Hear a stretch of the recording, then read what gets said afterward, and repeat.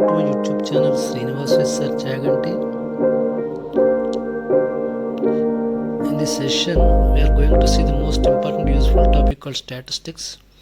We all know that statistics is one of the branches of mathematics that deals with the collection of data, presentation of data, and analysis of data. Nowadays, we live in the world of computers. For solving any problem using computers, we need to process the data. Collection of data alone is not sufficient to solve any problem. In order to make a decision perfectly by the government or any individual or any organization, these are the three important things which are absolutely necessary: collection of data, presentation of data, and analysis of data. So the same thing can be applied in the field of computers also. By the way, data are generally classified into two categories: ungrouped data and grouped data. If the data items are collected in the same manner in which it is available, it comes under the category of ungrouped data. Once these data items are arranged in the form of class intervals and frequencies, it comes under the category of grouped data. Marks obtained by different students in a class can be taken as an example for ungrouped data. If these marks are arranged in the form of class intervals and respective frequencies, it is an example for grouped data. For example, population census taken comes under the category of ungrouped data. If the population is arranged in the form of their respective age groups, it comes under the category of grouped data. If the data is collected by means of primary sources which are available, it is called primary data. If the same data is collected by means of secondary sources, it comes under the category of secondary data. These are the two methods of collection of data. We already know that. We are familiar with the process of presentation of data in lower classes. Presentation of data can be carried out by means of bar diagrams, pie charts, and frequency polygons, etc. We have already learnt as to how to draw bar diagrams, pie charts, and frequency polygons in the earlier classes. Now let us consider the marks obtained by a student in a class in different 6 subjects. Here it can be observed that he gets different marks in different subjects. But the question is, how can we decide his performance? His performance can be decided by taking the central mark. It is the representative value that attempts to describe the entire set of data. It is otherwise known as measure of central tendency. It is called the measure of central tendency because it is the value around which all the data items are circle around. Therefore, it is the yardstick or the representative value that attempts to describe the entire set of data. So therefore, the measure of central tendency can be explained by using mean, median, and mode. So, mean, median, and mode can be calculated for ungrouped data and for grouped data also. Now consider the same example as we have discussed earlier. Marks obtained by a student in different subjects. Here, arithmetic mean for this ungrouped data can be calculated by using the formula called sum of observations by number of observations. The sum of observations is 233 and the number of observations is 6. Therefore, the arithmetic mean or average is 38.8 or 39 approximately. One more important method of finding arithmetic mean is the median. It is the quickest method of finding arithmetic mean. To find out the median for ungrouped data, we need to arrange the given data items in ascending order or descending order. After removing the extremes, the value that is left over in the middle is the median. Number of observations n is odd, the position of the median is n plus 1 by 2. The number of observations is even, the position of the median is the average of n by 2 and n by 2 plus 1. In this example, n is equal to 6, therefore the average of 40 and 41 is 40.5.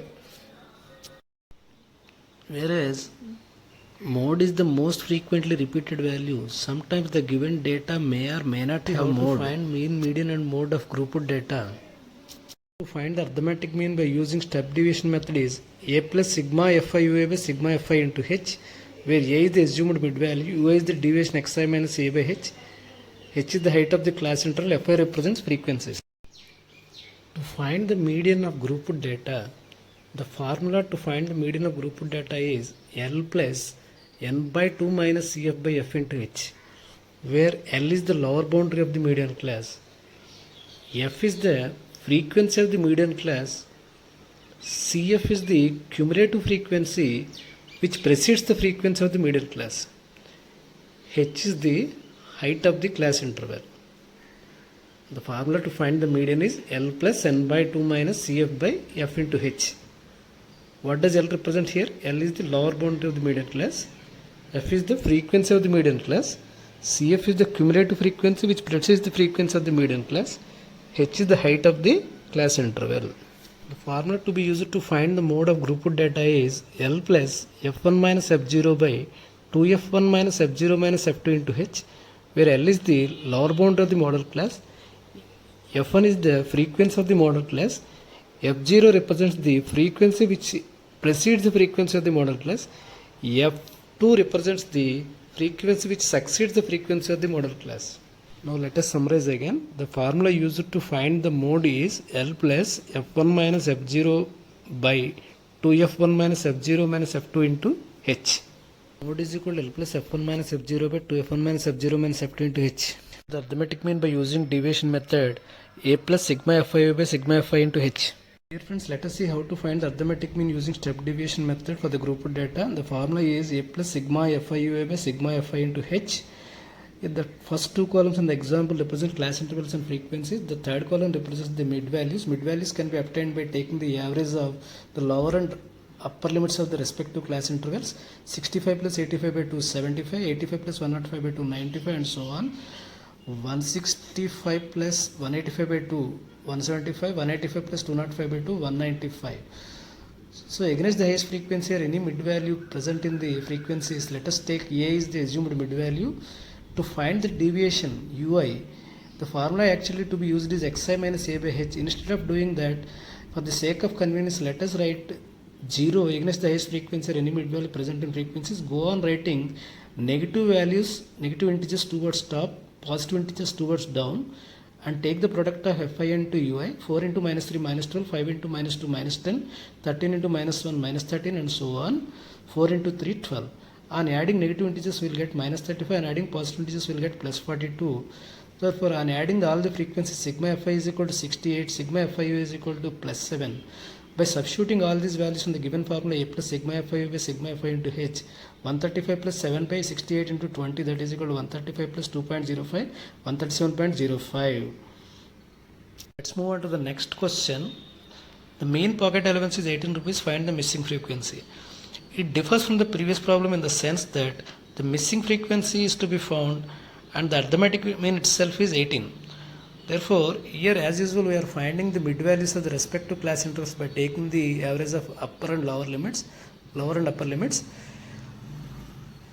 We are also finding the deviation ui by taking the 0 against the highest frequency. Go on writing negative integers towards the top and positive integers towards down, and take the product of fi and ui. Fi into ui, 7 into minus 3 minus 21, 6 into minus 2 minus 12, 9 into minus 1 minus 7, 13 into 0 0, f into 1 f, 5 into 2 10, 4 into 3 12. Against the highest frequency, let us take the assumed mid value or assumed mean a is equal to 18. Here sigma fi is equal to, and taking all sum of all frequencies, f plus 44. Sigma fi ui is equal to minus 20 plus f. The formula to be used is arithmetic mean is equal to a plus sigma fi by sigma fi into h. Arithmetic mean 18 is equal to 18 plus sigma fi minus 20 plus f by f plus 44 into 2, and taking 18 to left side, 18 minus 18 is equal to f minus 22 by f plus 44 into 2. 0 into f plus 44 is equal to 2f minus 40, 2f minus 40 is equal to 0, 2f minus is equal to 40, f is equal to 40 by 2 20. Therefore the missing frequency is 20. Frequency f is 20. Dear friends, let us see how to calculate the median of the grouped data.